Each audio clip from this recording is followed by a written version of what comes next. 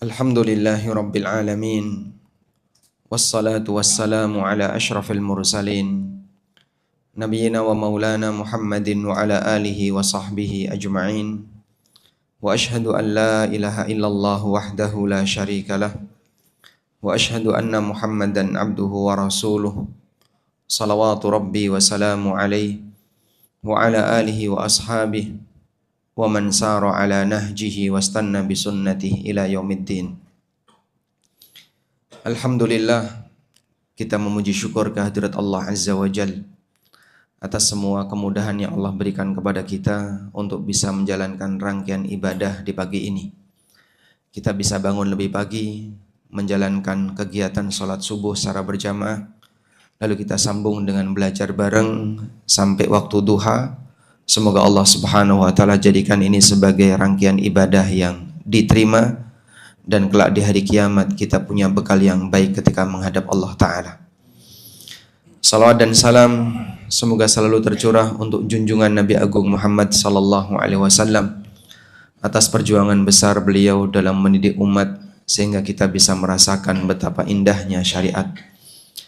Dan saya tadi melihat beberapa tayangan pengumuman yang tampil di televisi yang ada di depan masjid. Masya Allah, ini masjid penuh dengan kajian-kajian yang dibimbing oleh para asatidzah.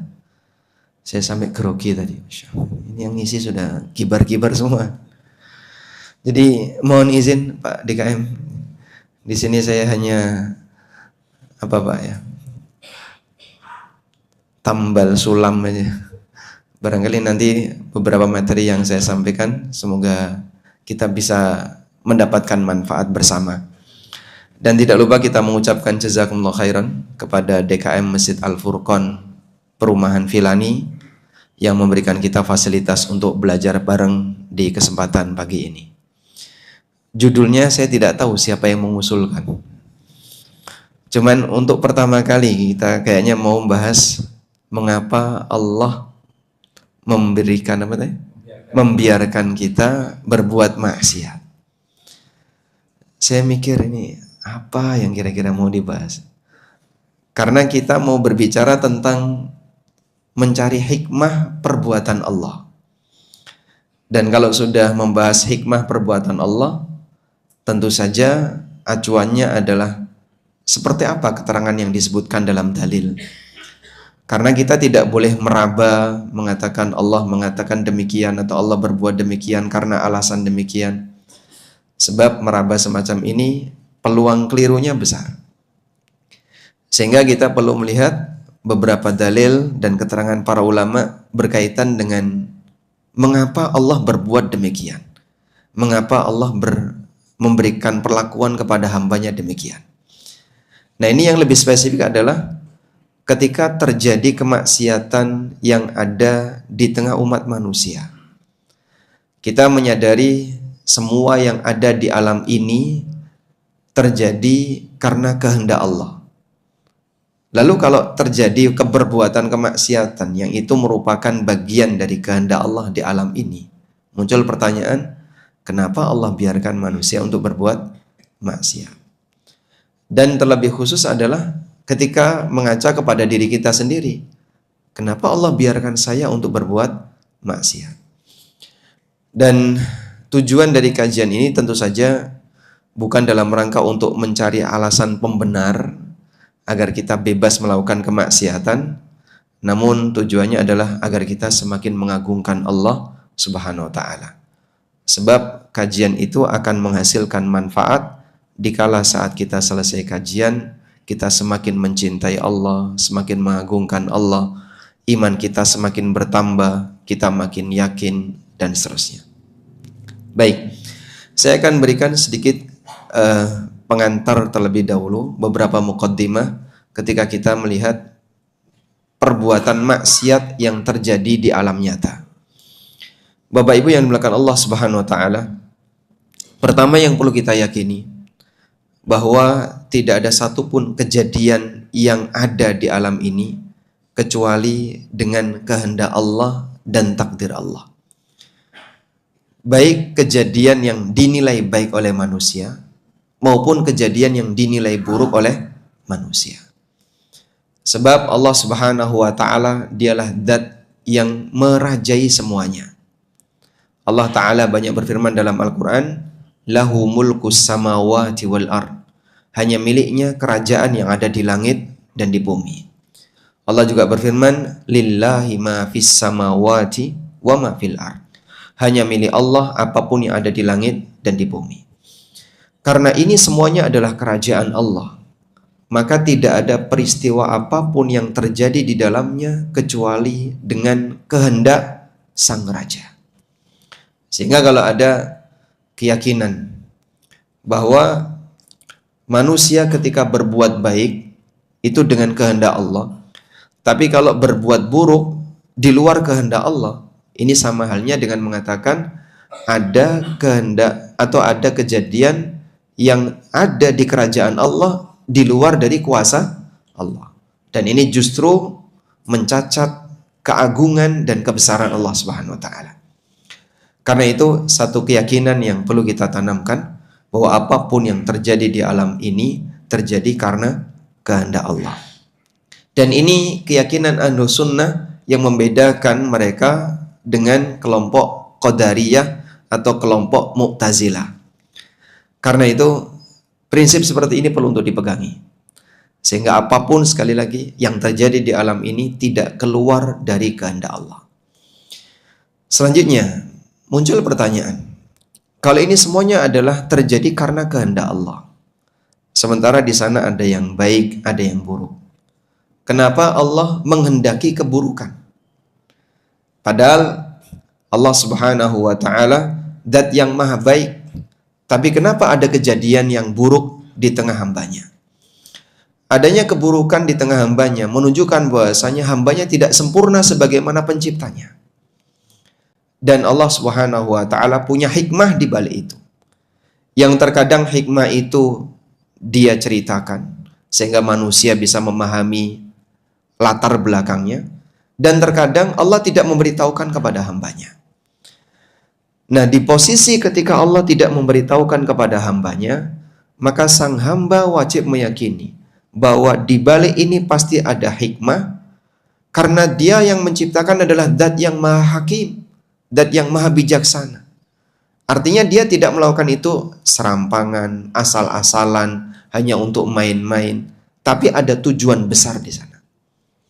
Dan tujuan besar itu bagian dari ujian bagi seorang hamba, sejauh mana dia bisa pasrah terhadap keagungan dan maha hikmahnya Allah Subhanahu wa taala. Sebagai contoh sederhana, Pak. Kalau kita diperiksa oleh seorang dokter, yang kita kenal dokter ini adalah dokter yang pinter, ahli, sehingga ketika membuat sebuah diagnosis tepat, diakui oleh banyak orang. Akhirnya saat kita periksa, terus sang dokter ini memberikan sebuah keputusan. Bapak, kayaknya Bapak harus diamputasi kakinya. Nah, kita sebagai orang yang pengen hidup normal, punya kaki yang sempurna, mungkin kita akan protes. Loh Pak dokter, kenapa kaki saya harus diamputasi? Coba jelaskan alasannya, biar saya punya latar belakang yang memuaskan untuk mengikuti keputusan dokter. Dijelaskan Pak, karena dokter ini pinter ya, dijelaskan pakai integral pangkat 5, diferensial pangkat 7, dan seterusnya. Nah, kita yang nggak ngerti bengong. Aku nggak ngerti. Kira-kira sebagai orang yang sudah mendapatkan advice dan saran seorang dokter yang ahli, sementara saat kita dijelaskan kita nggak ngerti, sebagai pasien yang baik, nurut sama dokter atau ngeyel? Ya? Nurut. Kenapa nurut? Karena kita merasa nggak ngerti. Mungkin dokter lebih ngerti sehingga dia tahu pertimbangan yang terbaik, kira-kira apa yang harus, tindakan yang harus dilakukan, yang menyelamatkan jasad kita atau menyelamatkan nyawa kita misalnya. Maka sebagai pasien kita akan bilang, ya sudahlah saya nurut sama dokter. Itu baru perbandingan ilmu manusia dengan ilmu manusia. Bagaimana ketika seorang makhluk dengan ilmu Allah Subhanahu wa taala yang tidak mungkin bisa kita bandingkan.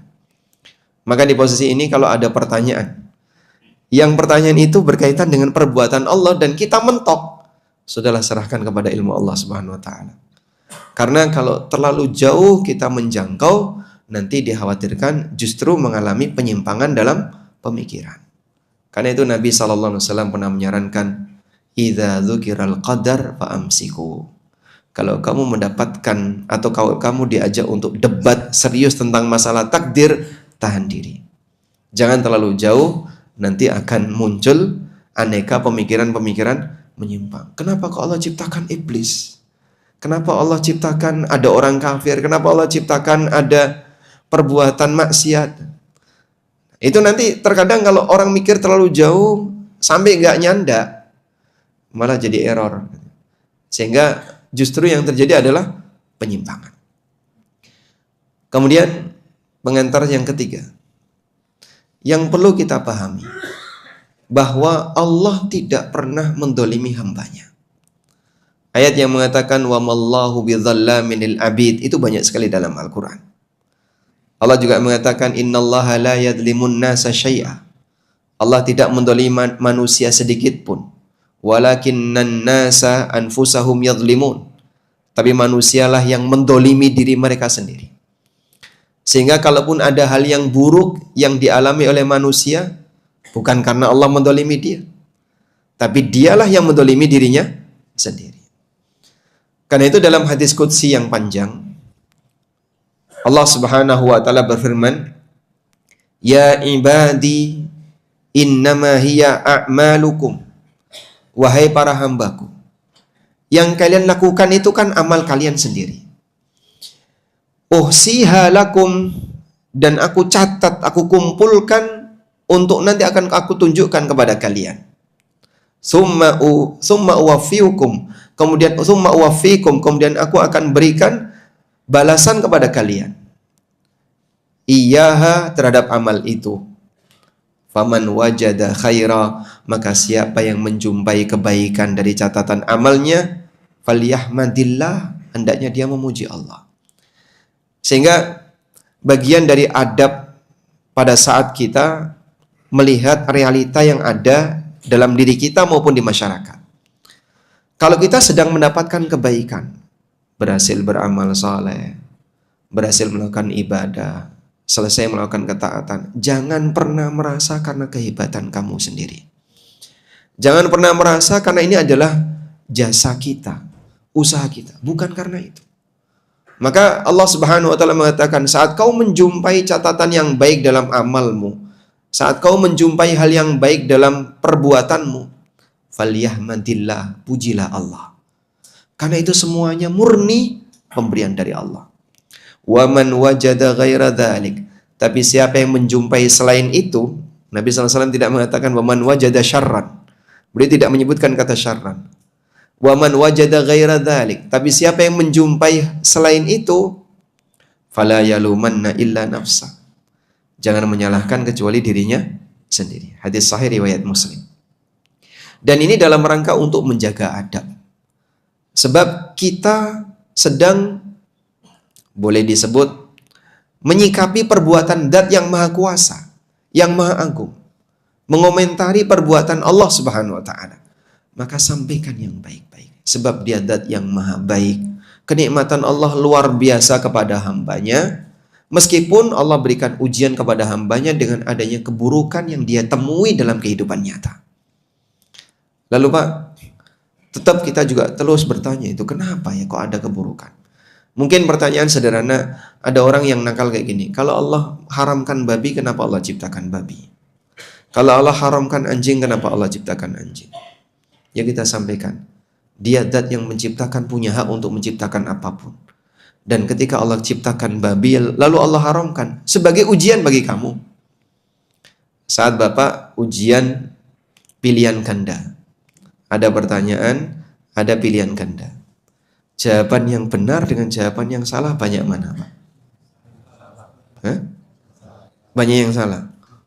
Ini dosennya dolim sama mahasiswa atau bukan? Kok ngasih pilihan yang salah lebih banyak daripada yang benar? Ya? Sebagai apa itu? Ujian. Bagaimana cara kamu menyikapi soal ini? Sehingga keberadaan pilihan jawaban yang salah itu untuk menguji siapa di antara mahasiswa yang serius belajar dan siapa di antara siswa yang nggak serius belajar. Itu baru ujian teori ya Pak. Dalam kehidupan tantangan itu lebih besar. Karena itu keberadaan aneka maksiat dan aneka hal yang buruk yang kita lihat, jangan sampai ada perasaan Allah mendolimi hamba yang melakukan ini. Tidak. Karena Allah Subhanahu wa Ta'ala tidak pernah mendolimi hambanya. Kemudian muqaddimah berikutnya, kita harus memahami bahwa ketika kita membicarakan perbuatan Allah semacam ini, satu hal yang perlu kita yakini, kau yang akan dihisab, bukan Allah yang dihisab. Kau yang akan mempertanggungjawabkan amalmu, bukan Allah yang dimintai pertanggungjawaban terhadap apa yang dia lakukan. La yus'alu amma yaf'alu wa hum yus'alun. Dia tidak akan ditanya dengan apa yang dia perbuat, wa hum yus'alun, tapi mereka manusia yang akan ditanya terhadap apa yang mereka perbuat. Sehingga seharusnya kau lebih fokus terhadap perbuatan kamu. Gimana agar kau selamat ketika menghadap Allah. Bukan malah membicarakan perbuatan Allah, namun dari sisi mengkritisi. Bukan dari sisi untuk mengagungkan Allah Subhanahu wa Ta'ala. Maka bagian sensitif seperti ini perlu kita tegaskan di awal pengantarnya agar nanti tidak menimbulkan suudzon terhadap perbuatan Allah Subhanahu wa Ta'ala. Baik. Jadi saya ulangi ya, tujuan dari tema pembahasan kita adalah agar bagaimana kita menyadari kekurangan kita sebagai hamba. Tidak ada manusia yang sempurna, tidak ada manusia yang maksum kecuali para nabi. Sementara kita penuh dengan kekurangan dan kemaksiatan, sehingga jangan sampai muncul ujub dalam diri kita saat kita berbuat taat. Kemudian menghindari upaya terjadinya pemikiran yang menyimpang berkaitan dengan masalah takdir. Termasuk diantaranya adalah jangan sampai timbul suudzon kepada perbuatan Allah. Kalau orang mengomentari perbuatan orang lain, mungkin ada sisi negatif, positif. Tapi kalau perbuatan Allah, tidak boleh kecuali yang positif. Baik. Selanjutnya Bapak Ibu yang dimuliakan Allah, berkaitan dengan mengapa Allah membiarkan kita berbuat maksiat. Ada beberapa latar belakang yang bisa kita dapatkan dari keterangan dalil mengapa Allah membiarkan hambanya berbuat maksiat. Yang pertama, bahwa Allah Subhanahu wa Ta'ala zat yang maha pengampun, zat yang maha pemaaf. Dia punya nama Al-Ghafur, Al-Ghaffar, Al-Afu, Ar-Rahim, yang menyayangi hambanya. Dan nama-nama ini punya pengaruh. Ada nama, ada pengaruh terhadap nama. Misalnya ya, kita meyakini Allah punya nama As-Sami. Apa pengaruh dari nama As-Sami? Ya, dia mendengar. Sehingga konsekuensi terhadap keyakinan kita dengan nama As-Sami, kau harus tahu dan yakin bahwa semua suara yang kau ucapkan Allah dengar. Seperti nama Al-Basir. Allah punya nama Al-Basir. Artinya apa? Zat yang maha melihat. Berarti ada pengaruhnya enggak? Ada. Apa pengaruhnya? Kita meyakini Allah Subhanahu wa Ta'ala melihat. Dan konsekuensi dari meyakini nama ini adalah kau harus yakin apapun yang kau lakukan dilihat oleh Allah. Baik di tempat terang-terangan maupun ketika kau sendirian. Tayyib. Ketika Allah punya nama Al-Ghafur, Ar-Rahim, Al-Ghaffar, Al-Afu, ada pengaruhnya enggak dengan nama itu? Ada. Apa pengaruhnya? Kau harus meyakini bahwa dia mengampuni dosa hambanya. Dia memaafkan dosa hambanya. Dia menyayangi hamba sehingga hambanya dimaafkan kesalahannya, dan seterusnya. Nah, pengaruh ini akan terlihat ketika kejadian itu ada. Kalau tidak ada dosa, maka tidak ada pengaruh dari nama Al-Ghafur. Kalau tidak ada kejadian maksiat, maka pengaruh dari nama Al-Afu jadi nggak ada. Karena itulah disebutkan dalam hadis sahih riwayat Muslim, Nabi SAW pernah bersabda, "Walladzi nafsi biyadih," demi zat yang jiwaku ada di tangannya. Dan sumpah ini sering dibaca oleh Nabi SAW. Yang ini menunjukkan penekanan yang besar terkait apa yang nanti disebutkan dalam sumpah. Karena kalimat ini, demi zat yang jiwaku ada di tangannya, itu kan sama seperti aku siap mati, aku siap jiwaku dicabut ketika aku salah ketika ngomong. Walladzi nafsi biyadi, demi zat yang jiwaku ada di tangannya. Laulam tuznibu, kalau kalian tidak pernah melakukan perbuatan dosa, la dhahaballahu bikum wa jaa biqaumin yuznibun. Kalau kalian semua tidak pernah melakukan perbuatan dosa, Allah akan binasakan kalian. Kemudian Allah akan datangkan satu kaum, sekelompok masyarakat, yuznibun, yang mereka berbuat maksiat. Fayastaghfirunallaha ta'ala, kemudian mereka mohon ampun kepada Allah Ta'ala. Fayaghfirulahum, kemudian Allah ampuni mereka. Baik, satu hadis ini menjelaskan tentang bagaimana hikmah adanya maksiat di muka bumi. Sehingga Allah Subhanahu wa ta'ala menghendaki adanya amal tobat, adanya amal istighfar. Allah Subhanahu wa ta'ala punya nama Al-Ghafurur Rahim, Al-Ghaffar, dan pengaruhnya adalah Allah mengampuni. Nah, untuk terjadi semua ini harus ada muqaddimahnya. Muqaddimahnya apa? Maksiat. Maka kalau ada satu kaum semuanya nggak ada maksiat, dihilangkan kaum itu, diganti kaum yang baru. Dihilangkan bukan berarti karena Allah murka sama mereka, tapi karena Allah menghendaki adanya kaum yang nanti dia akan melakukan amalan istighfar, amalan tobat, dan kemudian Allah ampuni. Digantikanlah dengan keberadaan kaum yang mereka punya dosa, mereka berbuat maksiat, lalu mereka beristighfar. Kemudian Allah Subhanahu wa ta'ala mengampuni mereka. Baik, sekarang saya bacakan keterangan Al-Mubarakfuri. Beliau menyampaikan penjelasannya. Qauluhu, sabda Nabi SAW, laulam tudnibu, kalau kalian tidak pernah melakukan perbuatan dosa. Maksudnya adalah ayyuhal mukallifun, ayyuhal mukallafun. Maksudnya adalah wahai orang-orang yang mendapatkan taklif. Au ayyuhal mu'minun, wahai orang-orang yang beriman. Kalau kalian sampai tidak pernah melakukan perbuatan dosa, la dhahaballahu bikum, Allah akan bersihkan kalian. La adhabakum wa afnakum wa adhara qauman akharina min jinsikum. Allah akan hilangkan kalian, lalu Allah akan munculkan satu kaum yang sejenis dengan kalian, maksudnya sama-sama manusia. Yudhnibun, yang mereka berbuat dosa. Ayyumkinu wuku'udz dzanbi minhum, maksudnya adalah kaum yang mereka melakukan perbuatan maksiat. Muncul maksiat di tengah mereka. Fayastaghfirunallah, lalu mereka mohon ampun kepada Allah. Ay fayatubun, maksudnya adalah mereka bertobat. Au yatlubunal maghfirah, atau meminta ampunan dari Allah Ta'ala. Fayaghfirulahum, kemudian Allah ampuni mereka. Sudah?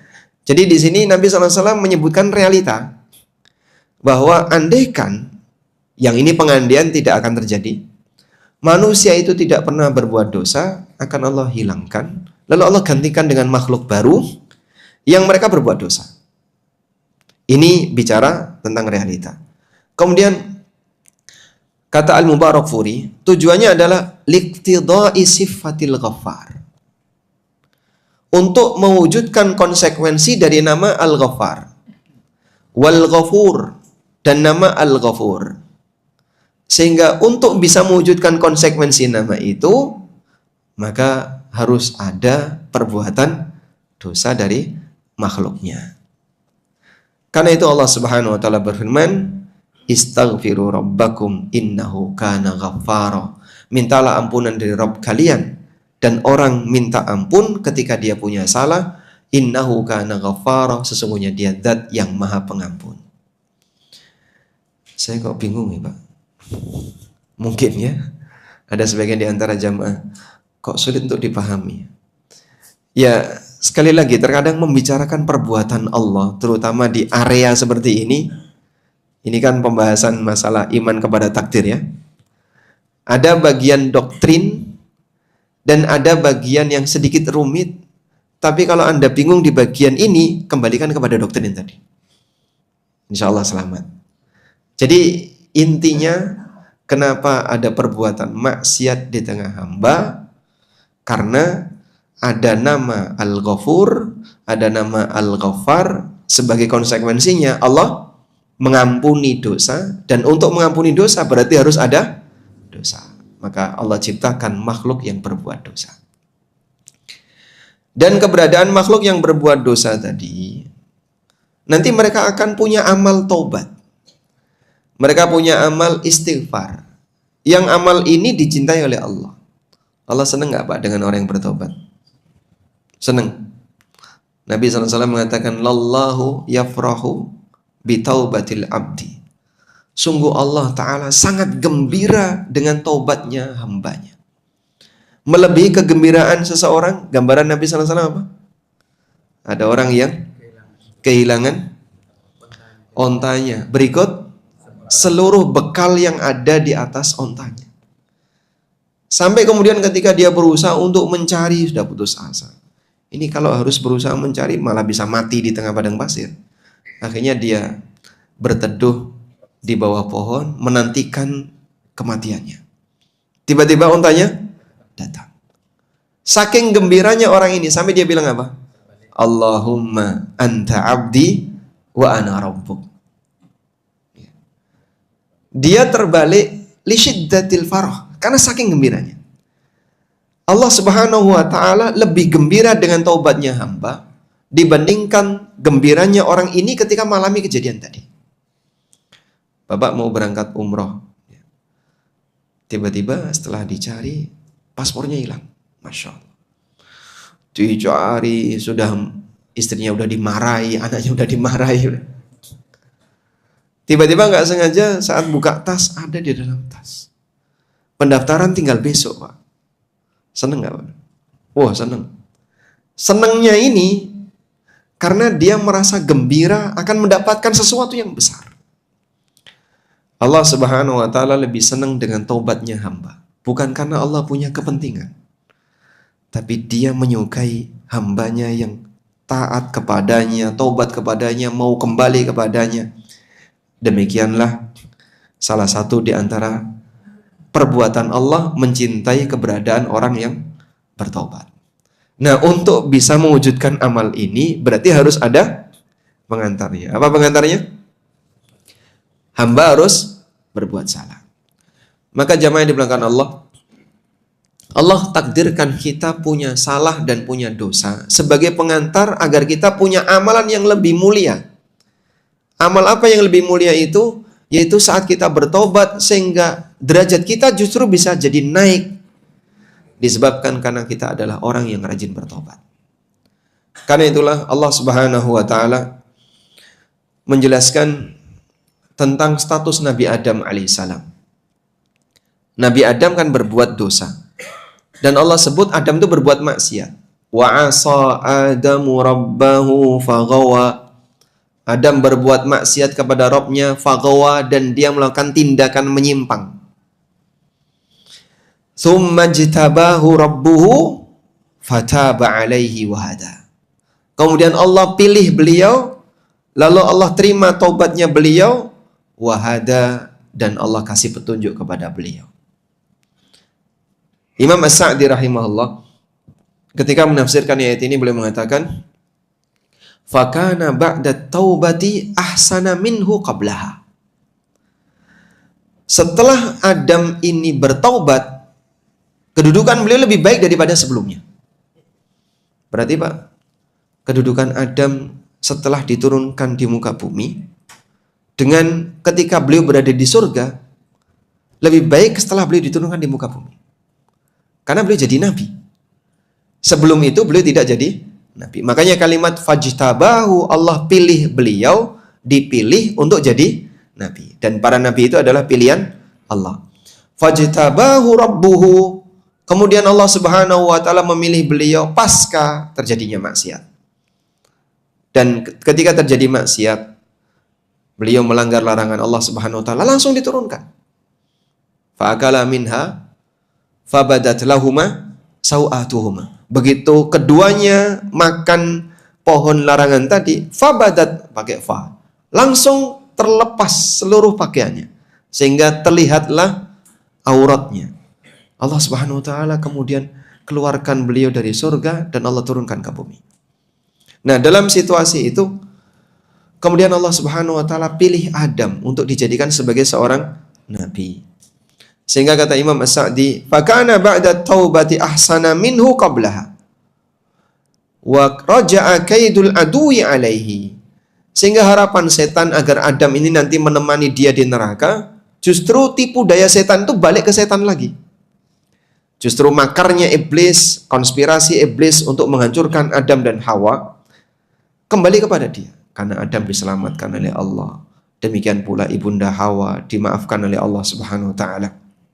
Wa batala makruhu, sehingga makarnya iblis tidak berfungsi. Harapan iblis biar Adam ini binasa karena dia iri kepada Adam tidak terjadi. Allah Subhanahu wa taala menyelamatkan Adam. Beliau justru menjadi seorang nabi, dapat wahyu dari Allah, dipilih oleh Allah sebagai manusia yang saleh pasca beliau berbuat maksiat. Abu Dzar itu kan pernah bertanya kepada Rasulullah SAW, "A'adamu nabiyunhu?" Apakah Adam itu seorang nabi? Nabi Muhammad SAW mengatakan, "Na'am, nabiyun mukallam." Betul, beliau seorang nabi mukallam yang diajak bicara langsung oleh Allah. Sebagaimana Musa. Maka nabi yang mendapatkan kondisi khusus yang diajak bicara langsung oleh Allah selain Musa adalah Adam. Dan itu menunjukkan keistimewaan Nabi Adam alaihissalatu wassalam. Sehingga hikmah Allah Subhanahu wa taala yang bisa kita ketahui dari peristiwa ini dan penjelasan yang disampaikan oleh Al-Mubarakfuri tadi, bahwa keberadaan maksiat yang dilakukan oleh hamba ini adalah pengantar agar sang hamba bertobat. Dan dengan amal tobat, maka sang hamba akan lebih tinggi derajatnya. Dari sinilah kita mendapatkan satu pelajaran. Kalaupun kau berbuat maksiat, itu bukan akhir dari segala kehidupanmu. Bukan titik kebinasaanmu. Memang kau tenggelam dalam perbuatan jahat. Kau tenggelam dalam perbuatan yang hina. Tapi bukan berarti selamanya kau akan bertahan di situ. Berusahalah untuk segera kembali. Allah Subhanahu wa taala akan mengampuni dirimu dan bisa jadi Allah akan mengangkat derajatmu yang lebih tinggi. Karena jamaah, kalau makhluk takut sama makhluk, maka yang akan dilakukan oleh makhluk apa, Pak? Menjauh dari makhluk. Misalnya ya, Bapak takut sama si A. Karena telah berbuat salah besar kepada si A. Ada orang maling barangnya polisi, Pak. Terus dia taubat, lalu pengen mengembalikan. Itu sampai bingung, gimana ya Pak Ustadz caranya? Kalau saya tiba-tiba lapor, tak kembalikan barangnya, wah nanti jadi apa saya, Pak? Sementara orangnya terkenal galak misalnya. Terkenal galak, terkenal perhitungan, terkenal pelit. Kira-kira gimana ini? Ya?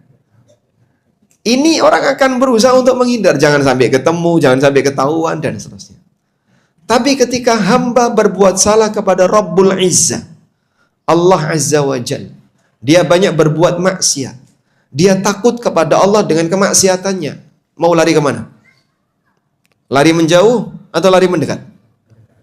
Ya, seharusnya lari mendekat. Sehingga saat orang berbuat maksiat, terkadang kan ada orang yang dalam posisi putus asa. Makanya putus asa itu kenapa termasuk dosa yang sangat besar? Karena terkadang menjadi penyebab orang sudah merasa nggak punya kesempatan untuk mendekat kepada Allah.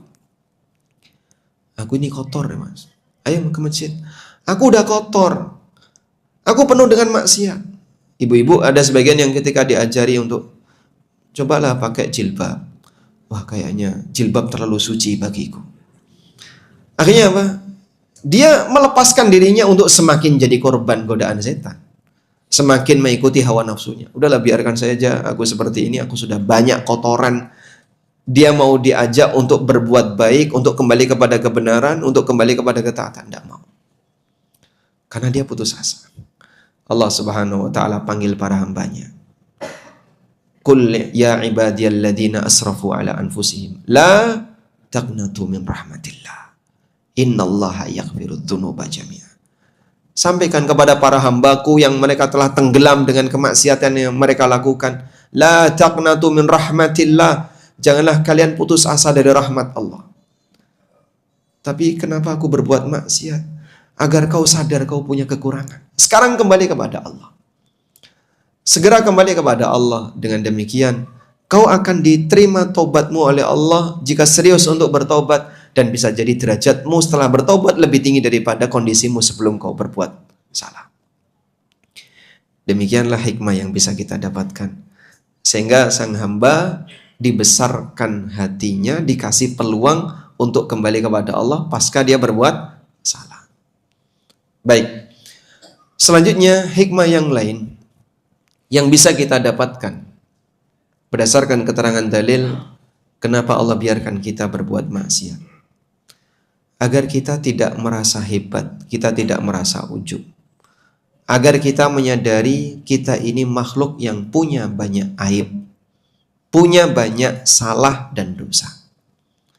Maka di posisi itu, janganlah kau ketika selesai berbuat amal saleh, berbuat ketaatan, terus kau punya jaminan pasti masuk surga, kau merasa lebih tinggi daripada yang lain, kau merasa pasti sudah mendapatkan jaminan selamat di akhirat. Siapa yang jamin?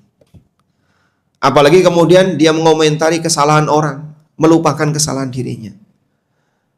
Wahai manusia, mungkin kita perlu berhenti untuk mengomentari aib orang lain.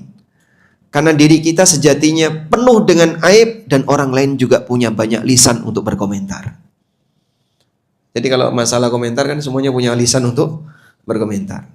Kita punya lisan untuk berkomentar, orang lain juga punya lisan bisa berkomentar.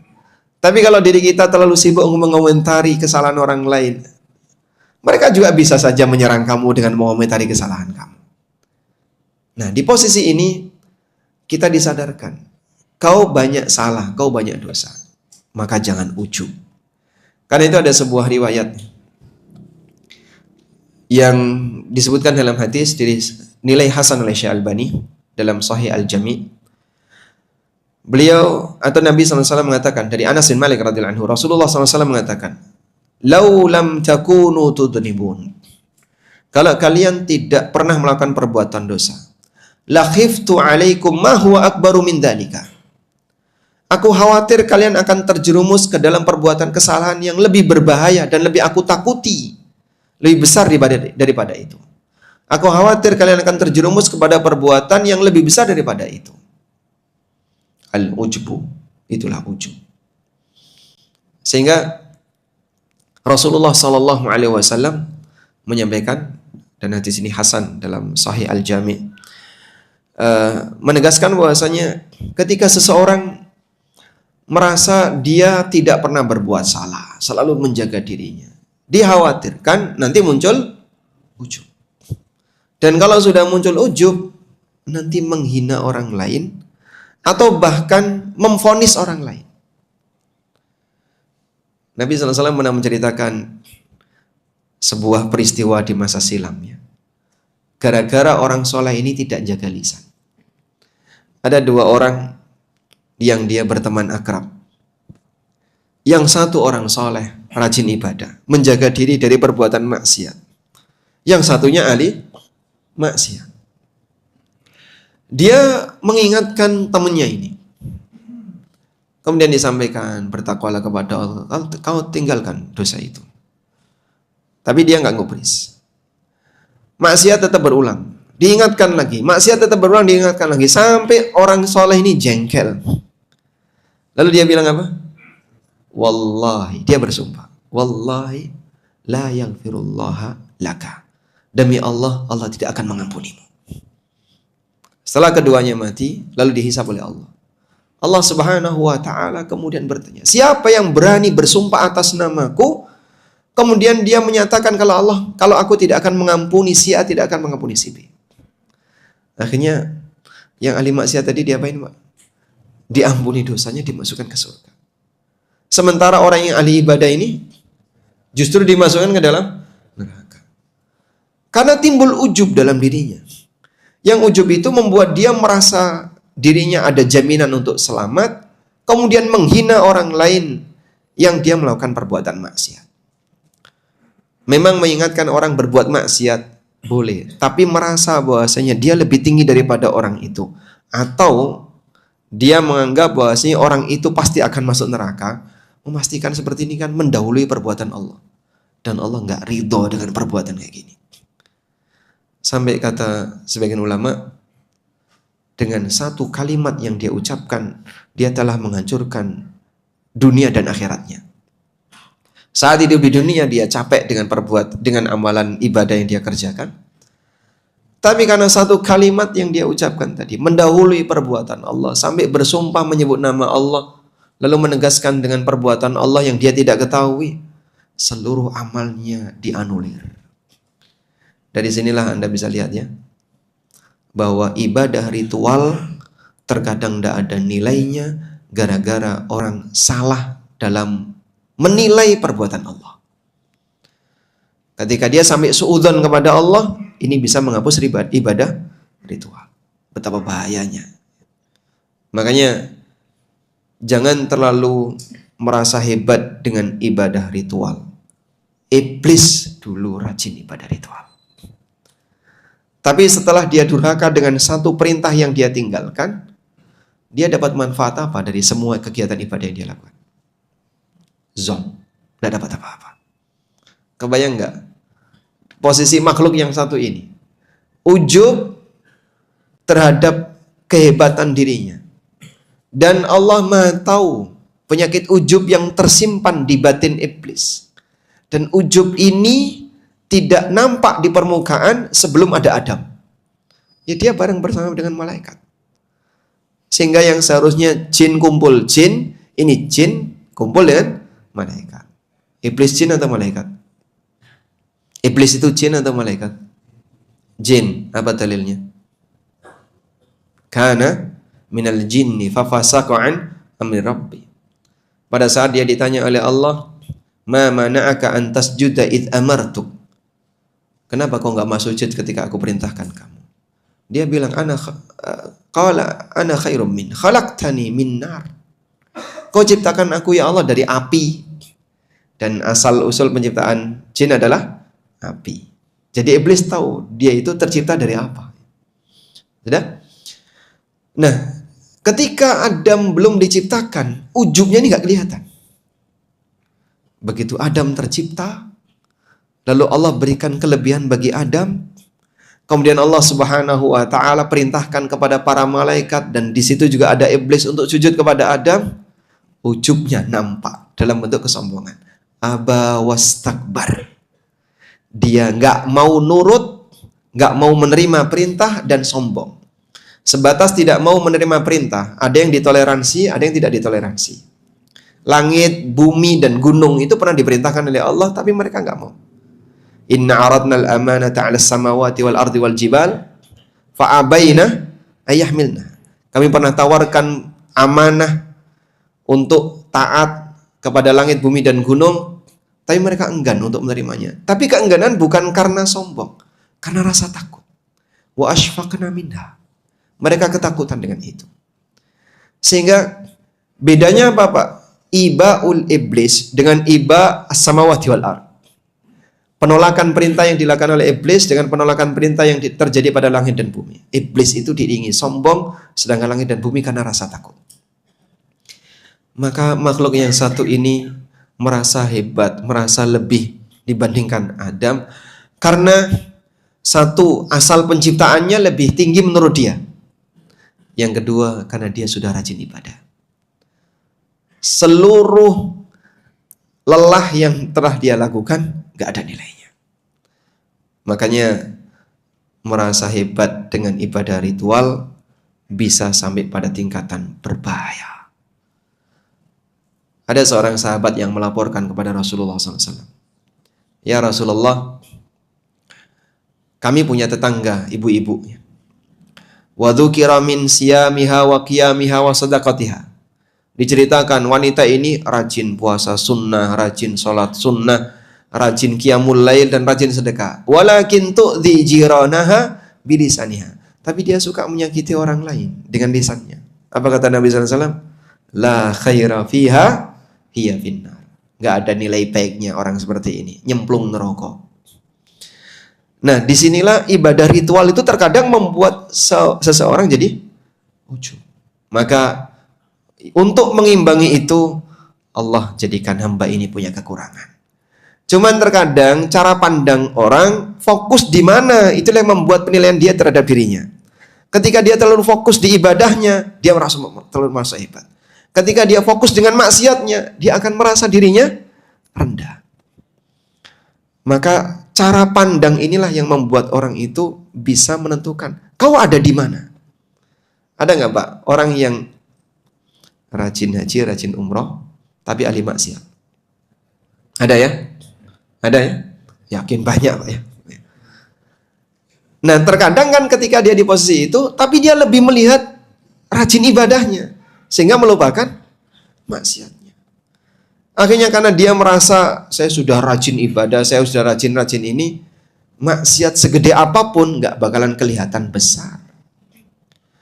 Maka kita arahkan, kau lihat dosamu, kau lihat maksiatmu, kau lihat kesalahanmu. Inilah cara untuk mengimbangi biar kita tidak merasa hebat dengan ibadah dan ketaatan yang kita kerjakan. Tinggal di mana kita harus memandang. Karena ibadah itu kan ada dua ya. Ada ibadah ritual, ada ibadah taat aturan. Dan ini dua hal yang berbeda. Banyak orang bertanya, katanya sholat bisa mencegah dari perbuatan keji dan mungkar. Kenyataannya banyak orang yang rajin sholat tapi koruptor. Itu gimana sih penjelasannya? Ya ini ada ibadah ritual, ada ibadah taat aturan. Contoh ibadah taat aturan banyak Pak ya? Menghindari yang haram, meninggalkan yang dilarang, dan seterusnya. Lebih berat mana Pak? Dua ini Pak. Lebih berat mana Pak? Hah? Ritual atau taat aturan? Sepakat taat aturan ya? Kenapa Pak? Terbukti banyak yang melanggar. Makanya kalau ada orang yang kadang komentar, itu kelompok apaan sih? Kok kerjanya cuman kajian aja, kajian. Kapan ibadahnya? Rumah kesamu murah ibadah. Apa kau merasa kalau mereka itu nggak ibadah? Mereka ini sedang belajar tentang hukum-hukum Allah, tentang aturan-aturan Allah, tentang masalah halal haram untuk diterapkan dalam kehidupan nyata. Yang bagian ini banyak orang gagal. Karena kalau hanya sebatas masalah ibadah yang penting rajin ritual, iblis dulu seperti itu. Tapi dia tidak memiliki bentuk tawadhu, sehingga sifat sombongnya tersimpan dalam hatinya, nampak di permukaan saat Allah Subhanahu wa taala ngasih ujian. Karena terkadang orang merasa lebih tinggi, lebih hebat, ujub dengan kehebatan ibadahnya, dengan ketaatan yang dia lakukan, ibadah ritual yang dia lakukan. Di saat yang sama, dia rajin melakukan pelanggaran aturan. Maka kadang ada orang yang merasa aman dengan korupsi yang dia lakukan, karena doktrin, saya punya sholat, saya punya puasa. Nanti kalau dipakai haji, pulang seperti bayi yang baru dilahirkan dari rahim ibunya. Sehingga dia merasa dengan ibadah ritualnya, dosanya pasti jaminan hilang. Jarine sopo? Siapa yang jamin? Makanya dengan keberadaan maksiat inilah kita menyadari bahwasanya manusia punya kesalahan dan kekurangan. Sehingga kita di sini mendapatkan satu pelajaran. Bapak melakukan ibadah dan maksiat. Lihat di mana fokus kita. Kalau lebih fokus di ibadah, Anda keluar masjid merasa hebat. Tapi ketika Bapak fokus, aku tadi banyak maksiat, dan nanti aku pun akan berbuat maksiat. Fokus di sini, kita akan tawadhu di hadapan yang lain. Kita akan merasa diri kita banyak yang kurang. Selanjutnya, di posisi ketika seorang hamba sedang melakukan perbuatan maksiat dan dosa, sejatinya Allah Subhanahu wa taala biarkan dia untuk melakukan tindakan itu, bisa jadi karena kita adalah makhluk yang terhina.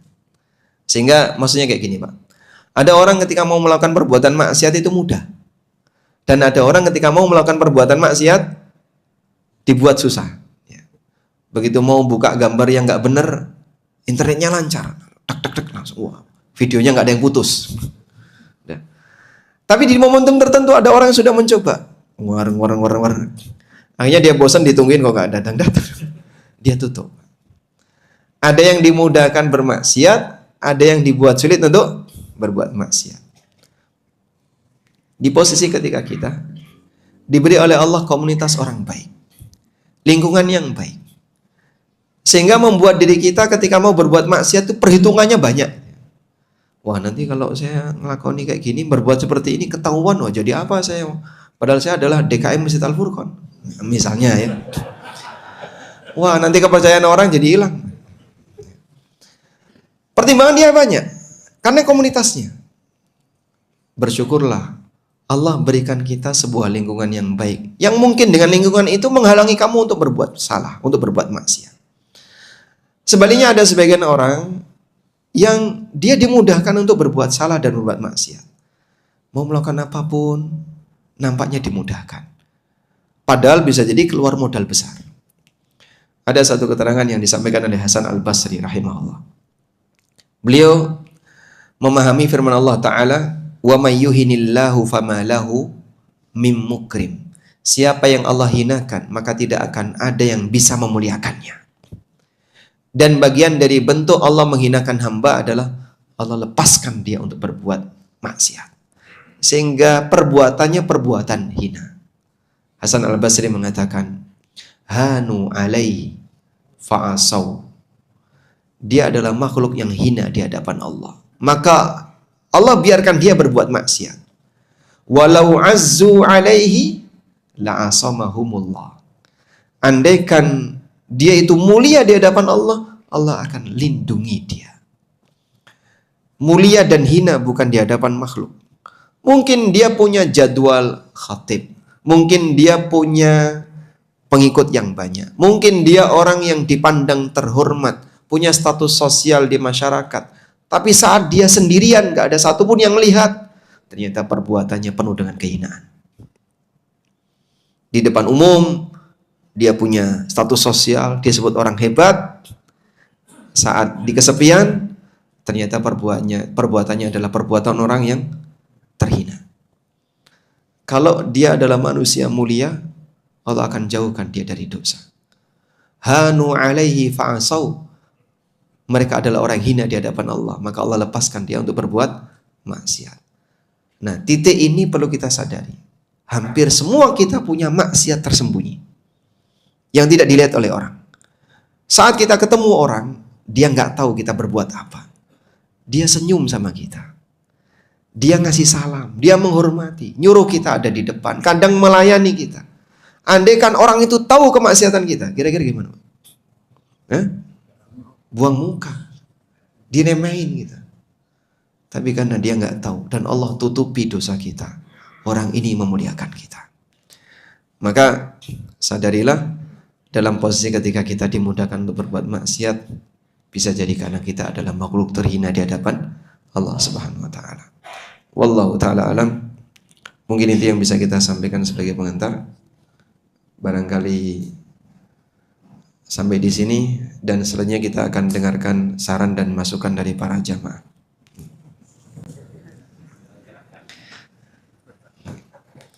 Ini untuk hadiah?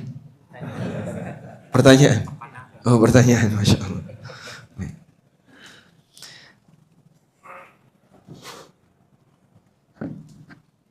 Ada pertanyaan. Assalamualaikum warahmatullahi wabarakatuh. Waalaikumsalam warahmatullahi wabarakatuh. Apakah arisan dengan cara makan-makan di rumah yang dapat arisan di keluarga besar juga termasuk riba? Ini kok terus pembahasan riba ini?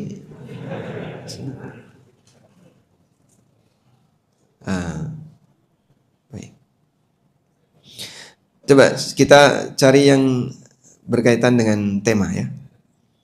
Kalau perbuatan dosa itu merupakan takdir Allah, lalu apa fungsi dan kegunaan akal bagi manusia? Masya Allah. Baik. Ketika perbuatan dosa itu adalah takdir Allah, lalu di mana fungsi akal? Pertanyaannya, manusia diberi akal oleh Allah. Kalau tidak dibimbing dengan wahyu, apakah hanya bisa dengan modal akal orang mengenali kebenaran? Tidak bisa. Buktinya apa? Kita bicara bukti. Non muslim punya akal nggak? Punya ya? Anggaplah misalnya mereka nggak pernah tersentuh dengan dakwah, nggak pernah terdengar suara Al-Quran atau penjelasan isi Quran atau yang lainnya. Di posisi mereka juga punya akal. Kenyataannya gimana? Ya, saat mereka meraba untuk jadi orang baik, misalnya mereka meraba untuk jadi orang baik, apa yang terjadi? Kenyataannya mereka juga berbuat maksiat. Mereka berbuat salah. Kalau tidak salah, yang pernah mencetuskan teori itu kan Sigmund Freud, itu filosof atau orientalis? Filosof ya, Sigmund Freud. Dia kan berkesimpulan kayak gini, kenapa terjadi perang di mana-mana? Sehingga orang tegang antara satu dengan yang lain. Kesimpulan dia, karena manusia kurang dalam menyalurkan rasa cinta. Maka untuk mengatasi seperti itu, berikan manusia kebebasan untuk menyalurkan rasa cinta. Dominan hidup ini dibuat orang selalu mencintai dan menyalurkan rasa cinta. Akhirnya kan gara-gara teori ini bebas untuk melakukan hubungan seksual. Sehingga nggak perlu dibatasi dengan cara nikah, hanya punya satu pasangan, dua pasangan. Biarkan mereka bebas untuk berpasangan. Dan bebas memutus pasangan, bebas untuk melampiaskan syahwatnya. Itu kan teori Sigmund Freud. Yang terjadi apa? Ya, seks bebas. Kalau kita bicara standar akal, seks bebas itu kira-kira sesuai dengan akal sehat atau tidak? Ya, itu karena kita muslim, Pak ya. Kalau pakai standar mereka mungkin akan berbeda. Tayyib. Mungkin ketika seseorang memandang dari sisi efek dari itu. Efeknya apa? Oh, nanti orang bisa saja rebutan pasangan. Dan bisa jadi akan menimbulkan ketegangan yang lebih besar. Makanya sebatas akal itu nggak cukup untuk bisa dijadikan modal memilih mana yang baik, mana yang benar. Sehingga kalau Anda bertanya apa fungsi dan kegunaan akal bagi manusia, kalau ternyata maksiat adalah takdir Allah. Karena sebatas akal manusia belum bisa menilai baik dan buruk. Lalu, tapi akan akal bisa mengatakan ini buruk, kenapa Allah takdirkan? Ya kembali kepada beberapa kaidah tadi. Satu, bahwasanya Allah Subhanahu wa taala menakdirkan ini ada hikmahnya dan perbuatan Allah selalu diiringi dengan hikmah. Yang kedua, Allah tidak pernah mendolimi hambanya. Yang ketiga, ini semuanya ada dalam kerajaan Allah dan nggak mungkin ada sebuah kejadian di dalam kerajaan Allah yang terjadi tanpa kehendak Allah. Nah, di bagian ketika kita tidak tahu hikmahnya, ya sudah, sadari bahwasanya kemampuan kita terbatas, kembalikan kepada Dia Zat yang Maha mengetahui segala sesuatu. Wallahu a'lam. Saya belum puas, Pak, dengan jawaban ini. Saya tidak bertugas untuk memuaskan, tapi menjelaskan. Ya sampai di situ, mau diterima dan tidak diterima ya hanya sampai di situ. Karena lebih dari itu, ya bisa jadi akan nyasar kemana-mana. Dan sekali lagi pembahasan masalah takdir ada batasnya. Karena tujuan kita membahas masalah perbuatan Allah adalah bukan dalam rangka untuk mengomentari negatif. Karena tidak mungkin ada sisi negatif dari perbuatan Allah. Tapi agar kita semakin mengagungkan Allah Subhanahu wa ta'ala. Ada orang yang dalam kesehariannya sangat aktif di masjid. Dari sisi akhlak seperti tidak mengenal, tapi dari sisi akhlak seperti tidak mengenal agama. Mohon penjelasan terkait seperti itu.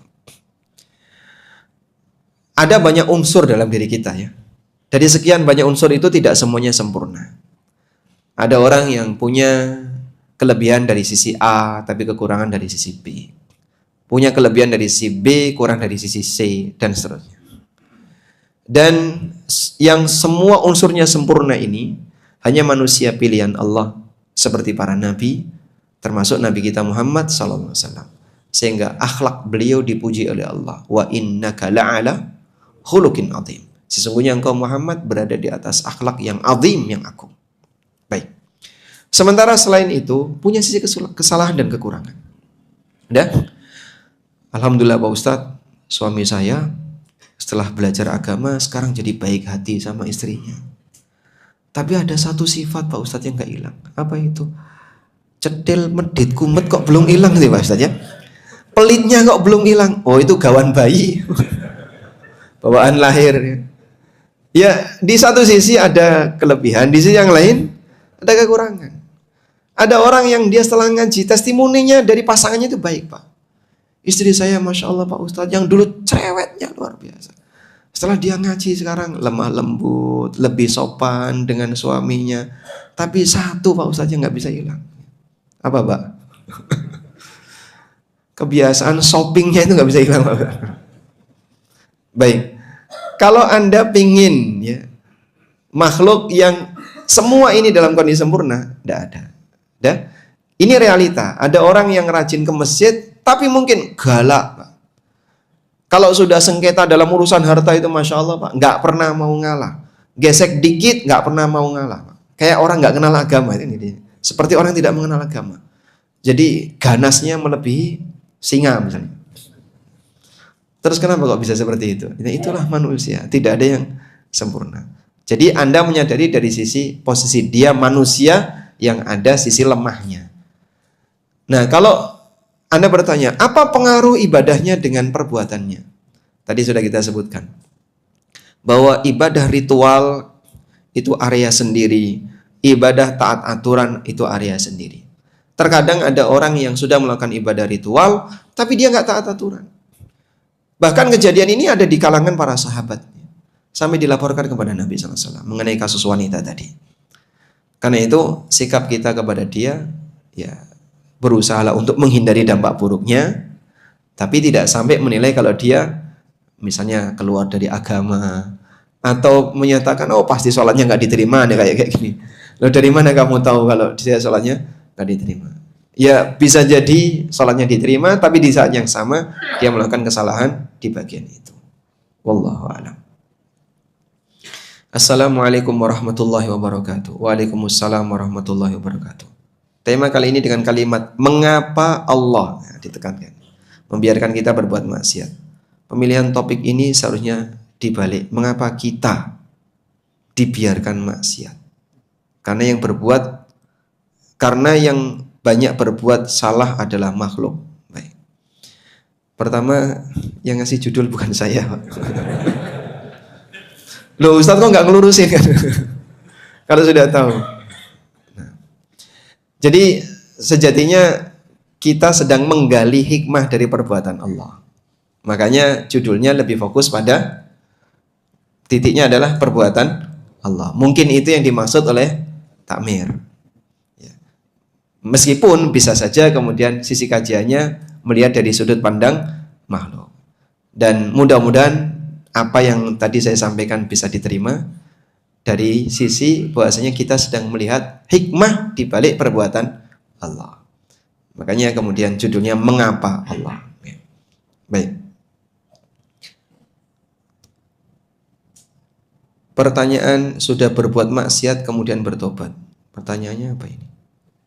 Tidak ada pertanyaannya. Oh, lanjutannya. Kemudian berbuat maksiat lagi dan begitu seterusnya. Apakah dosa bisa diampuni?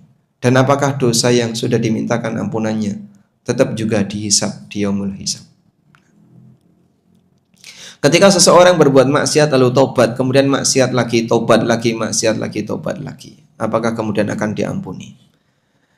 Itulah kelemahan kita. Selesai berbuat maksiat, kita tobat, nanti akan mengulangi. Baik maksiat yang sama atau maksiat yang lainnya.